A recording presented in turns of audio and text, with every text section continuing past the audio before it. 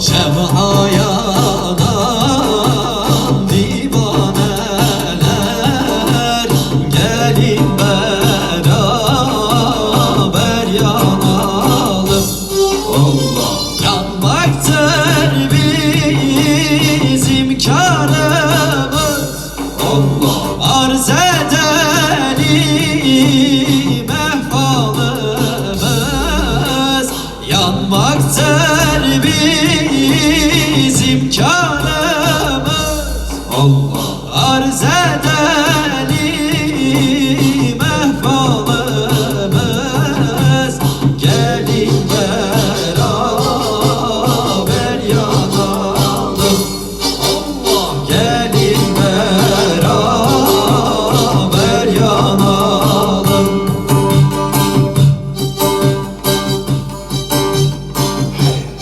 Bak şu dünyanın türlü türlü haline,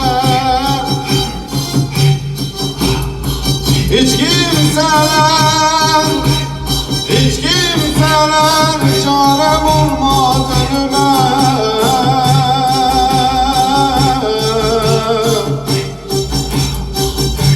Ne gelirse Allah'tan gelir kuluna,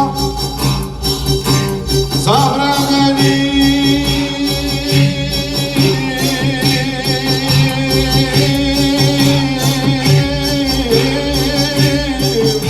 Gönül elden ne gelir,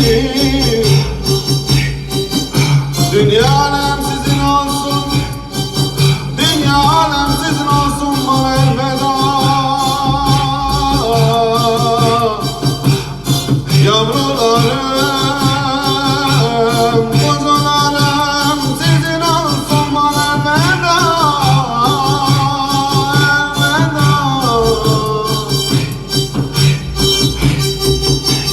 Gel şehzadem, gel sen de yan, yaş yerine dökelim kan. Gel şehzadem, gel sen de yan, yaş yerine dökelim kan. İktidaren isteyen can, gelsin beraber yanalım.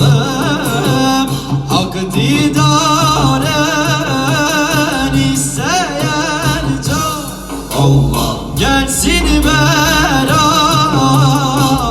yanalım. Gelin beraber yanalım. Gelin beraber